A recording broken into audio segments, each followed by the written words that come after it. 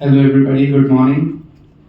Welcome back to EC 301, and this is going to be a three-part lecture series on dynamical circuits. So, previously through this course, we have looked at circuits in which we only had resistors in them. Resistors don't have memory. Their behavior does not evolve with time. But when we add a capacitor or an inductor into a circuit, we actually get the behavior of the circuit changing with time. And therefore, the circuits become richer and better. And we are going to explore how these circuits behave as a function of time in this three-part lecture series. So welcome everybody.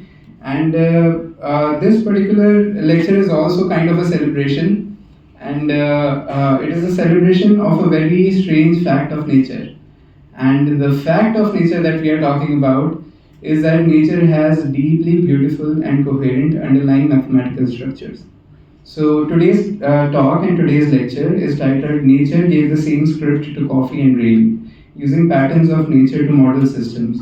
So we are going to see what deeper mathematical structures lie underneath a variety of phenomena, and how we can use this peculiar property of nature to actually model a lot of engineering systems and how it actually connects to our RC circuits.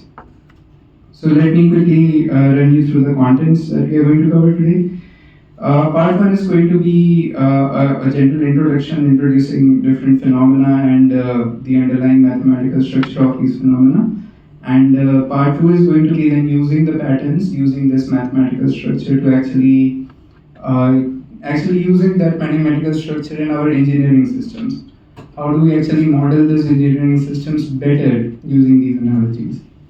And then we are going to come back to our circuits, and we are going to write that script for RC and RL circuits. The underlying script that we have been talking about, we are going to write them for our RC and RL circuits. And then we are going to open it up for discussion, and if time permits, we are also going to have a midterm review. So let me just share screen there.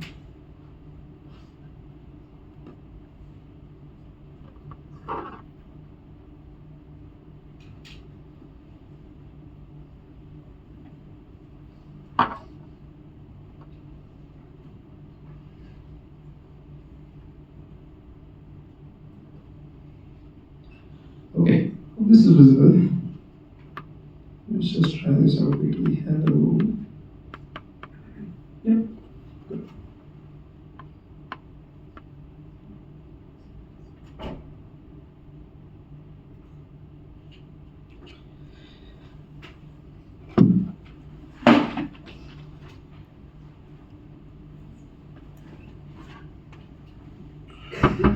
All right. So we are going to start this discussion by taking three different phenomena that actually look very different on the exterior, but are actually very deeply connected to each other. So we are going to take a coffee mug, and we are going to take a water droplet, and we are going to take a nuclear decay. So these three phenomena look very different on the surface.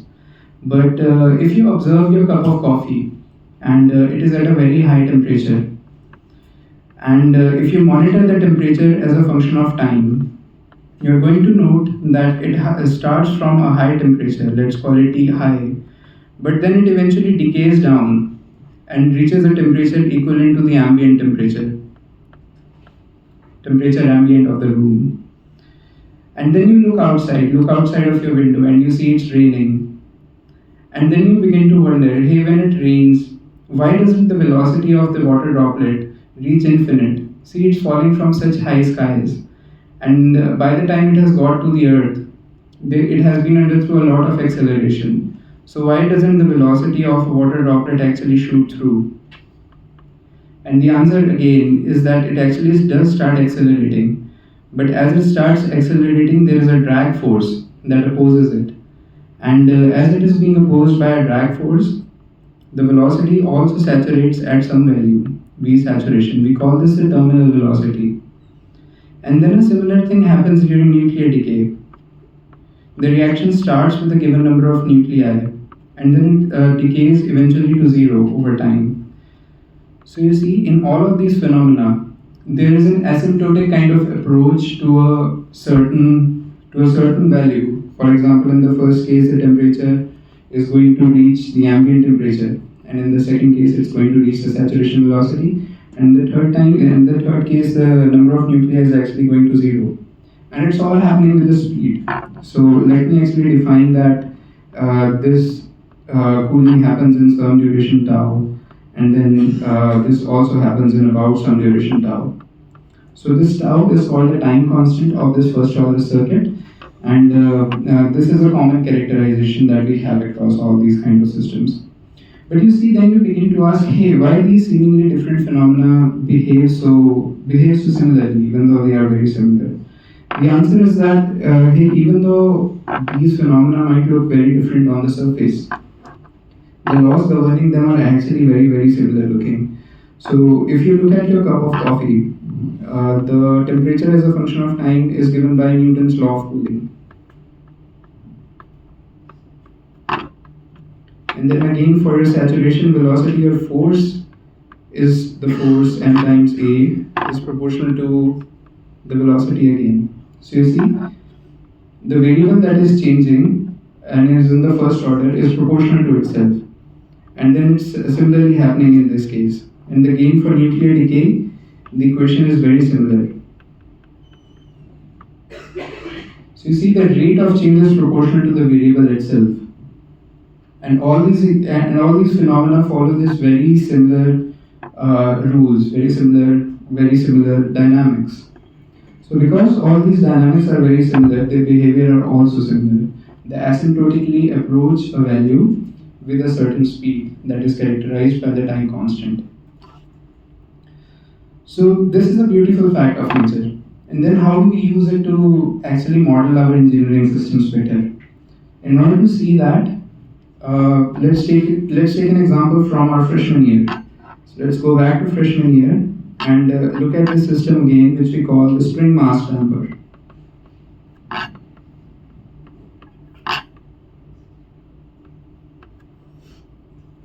So all the mechanical engineers and all the aerospace engineers must be definitely familiar with this. Let's say we have a mass m attached to a spring with a spring constant k. That is kept on a surface which has a friction coefficient B, and I apply a force F on it. Now Newton's laws actually tell me that this force F is given by mx double dot plus B times x dot plus k times x. This is just Newton's second law. Now what does this have to do with circuits? So let's say I actually want to understand a circuit. So let's just draw a circuit here. It's a resistor, an inductor, and a capacitor in series with each other. Now we are going to look at this circuit in detail, but let me just quickly show you what the equation of this circuit looks like. So the equation of this circuit is V equals LQ double dot plus R times Q dot plus Q times Q over C. Now notice the similarity between the equation above and below. You should be able to see a lot of analogies between the two equations. For example, the voltage in the RLC circuit is actually equivalent to what force was in the spring mass damper system. And then you can also see that, hey, my inductor here actually corresponds to my mass. So an inductor is like inertia in the system. B corresponds to resistance. So the resistance is actually similar to a drag in a mass damper system. And then this capacitance is actually getting an analogy with K. So this capacitor is storing energy, storing charge in the system. So you see, you can develop analogies between two very different phenomena because their dynamics underneath look very, very similar. And then you can draw analogies between different components of these two systems. So let's look at an actual engineering example of where this fact is used.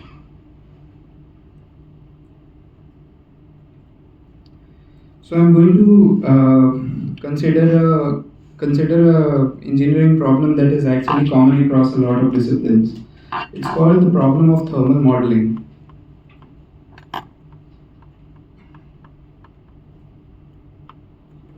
So thermal modeling, for example, is used in a variety of different systems. Whenever you operate a system, it heats up. For example, your phone heats up, and equipment in your space station heats up. Your car engine heats up, and therefore you need to design good thermal conduits in order to thermally manage that dissipated heat. So how do you do that? Let's say I draw a very simple diagram of that thermal system in which we have a higher temperature ambient, a higher temperature environment inside, and a colder temperature outside. So let's indicate those temperature levels. And let's say this is my insulation. So this is my insulation, this is the colder environment, and this is the warmer environment. Now I'm trying to see how the temperature inside this entire system is actually evolving as a function of the distance across this entire system. So let's say that throughout the insulation I have some constant temperature just as an assumption, and I'm going to call that T0. This is an assumption. And let's say the temperature goes something like this. So we know from thermodynamics that heat flow across an interface that has a temperature difference across it is proportional to the temperature difference itself.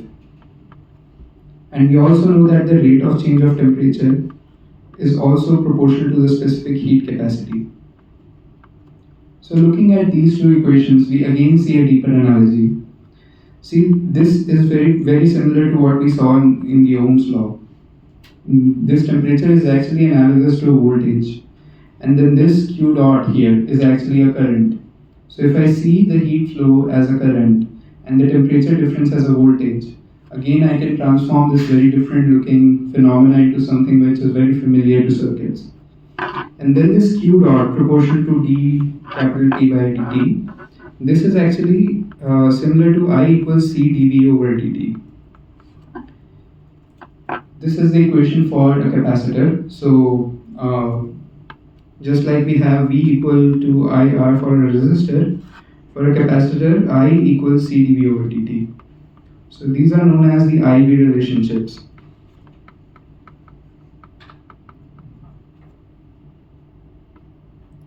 So for a resistor, voltage and current are proportional to each other, but for a capacitor, the current is proportional to the derivative of the voltage with time.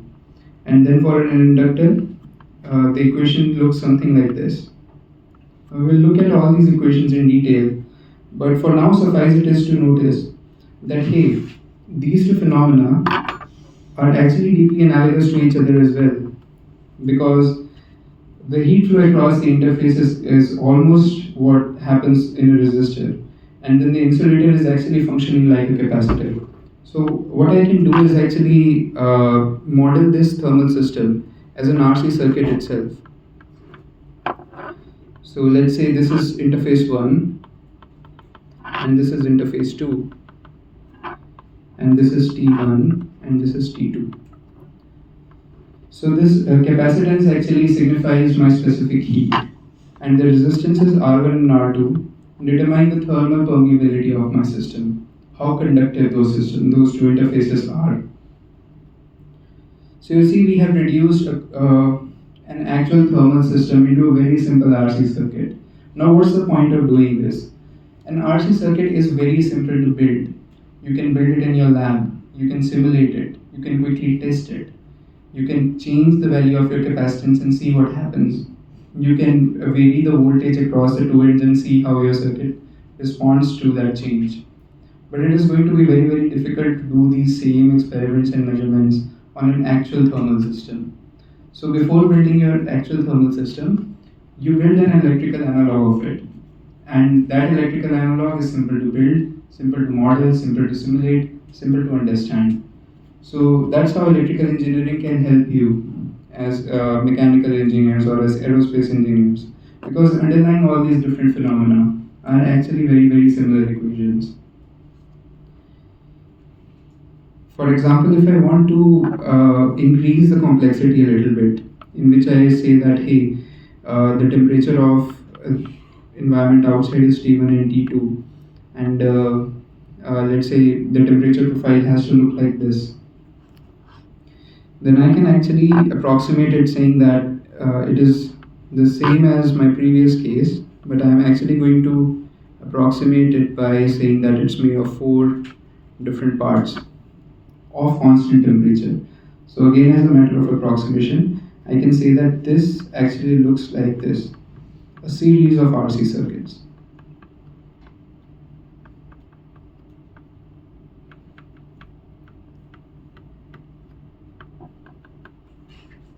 So the previous model is known as a lumped parameter model, because you see we were lumping everything into one capacitance.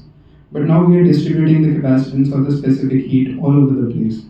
So this particular model is known as the distributed model.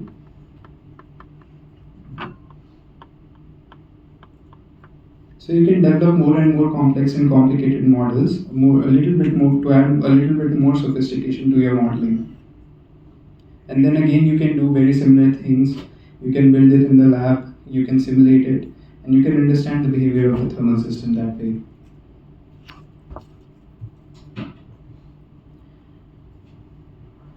RC circuits have a very peculiar property. They actually model delays in a system. So if you look at the response here, let's say I give a step input there, and I actually measure the voltage across the capacitor. This is going to be my input voltage, and then the output is actually going to follow the input. So the response is going to look something like this, that it is going to finally approach the value that I am actually inputting into the circuit, but with a certain delay.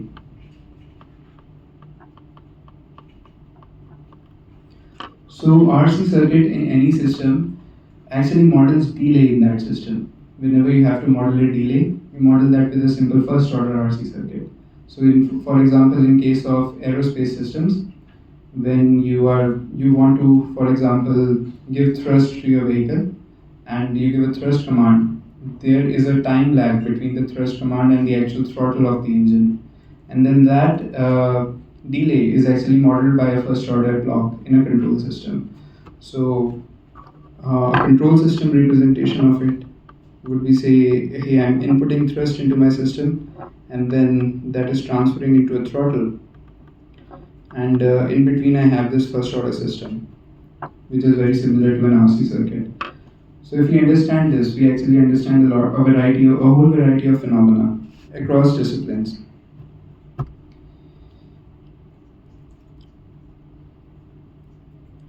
So with that, let us actually come to RC circuits again, RC and RL circuits, and let us see how we write scripts for these. So by script I mean the underlying differential equation. How do we actually write the differential equation that governs the behavior of this RC circuit? So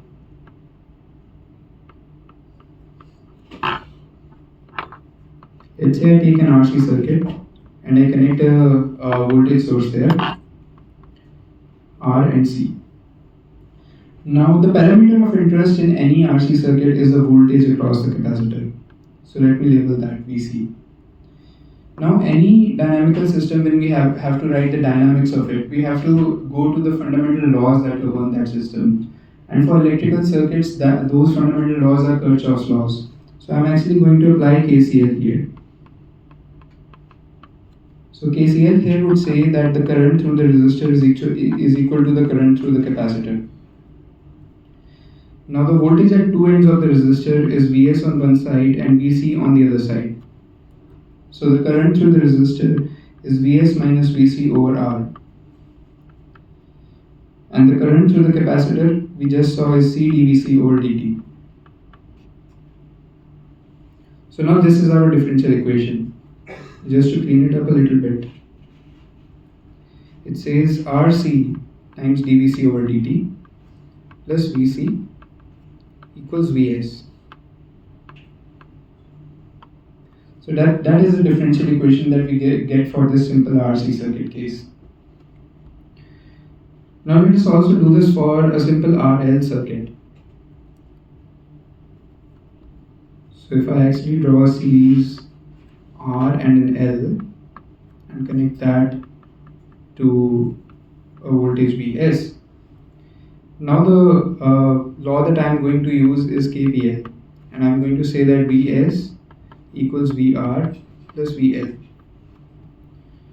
The parameter of interest when we are considering any inductor is a current, just like it was voltage in the case of a capacitor. In case of an inductor, the parameter of interest is a current.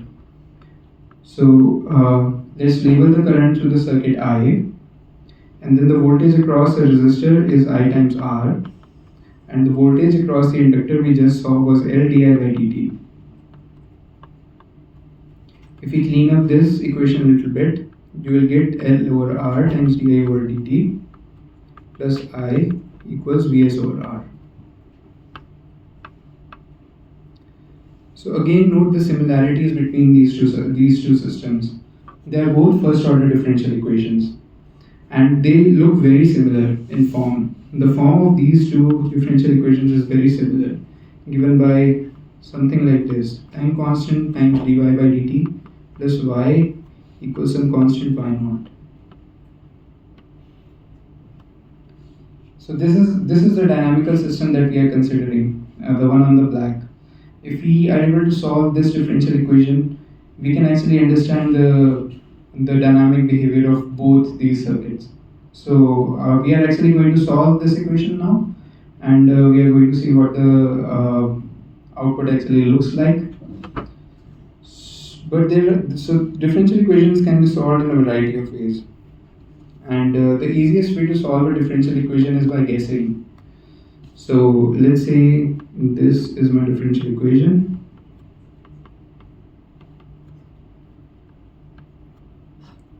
and I see, hey, this equation is very similar in form to y being proportional to dy by dt, and I know the only function that actually satisfies this is an exponential.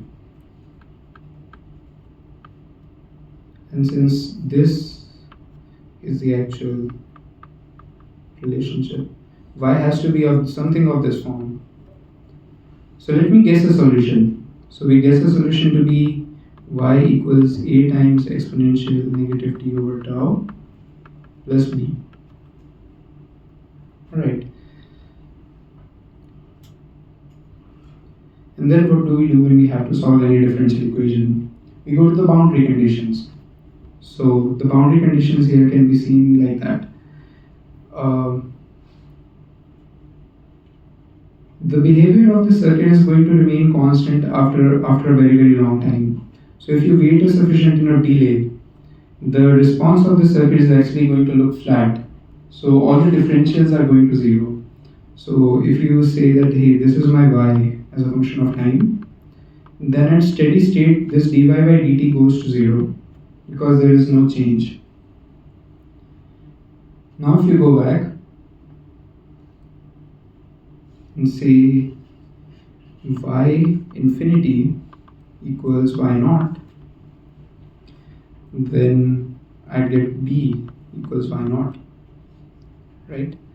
Because this term is going to go to 0, and then the only term remaining will be b, and that will be equal to y naught. So now what I have is v equals a exponential negative t over tau plus y naught. And now I'm going to say that at t equals 0, my initial y was some y initial. So now this equation becomes y initial equals a plus y naught. So this a is y initial minus y naught. So we have both a and b, and if we plug these back, we will get y as a function of time to be y initial minus y naught times exponential negative t over tau plus y naught. So this is the general solution to the first order system that we saw. And in case of an RC circuit, so let's actually write the full equations for RC and RL circuits.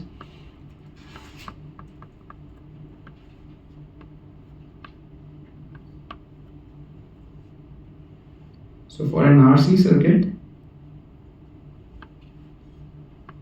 the variable of interest is the voltage across the capacitor, and it is given as a function of time as Vc initial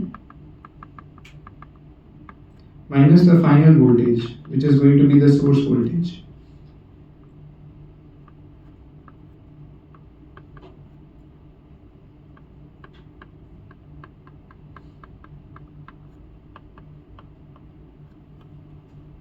So this is going to be the equation for the RC circuit.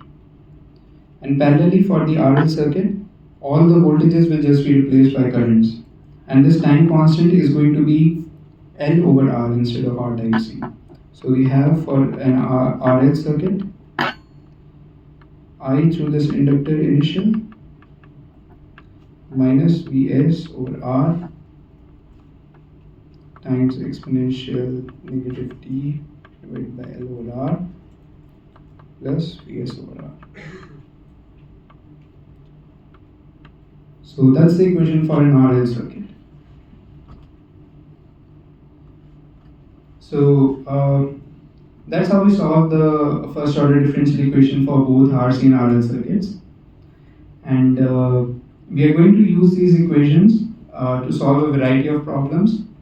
And these equations can actually help you solve any RC and RL circuit.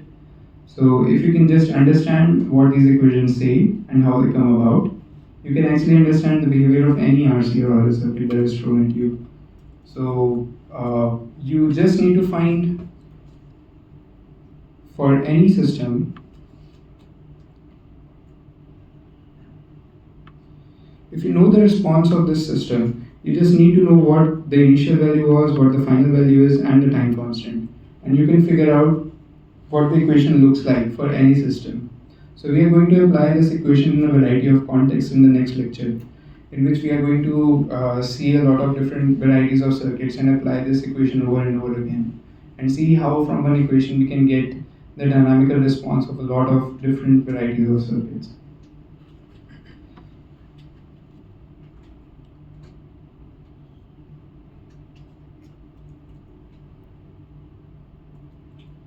Okay.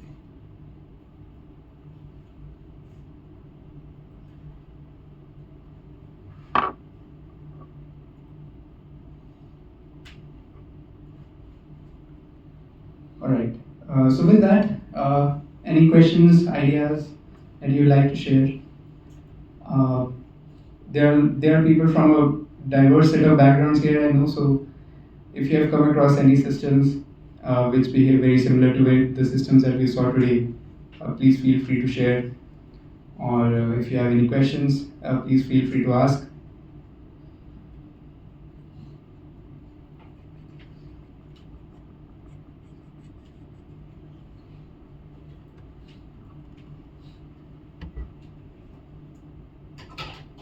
Alright. So I want to end on this note. This fantastic quote by Richard Feynman saying, "Nature only uses the longest of its threads to weave her patterns. So each small piece of her fabric reveals the organization of the entire tapestry." So in nature, nothing is excluded from anything else. Everything is deeply connected to everything else. So be perceptive, be curious. Nature is coherent, nature is beautiful. Thank you.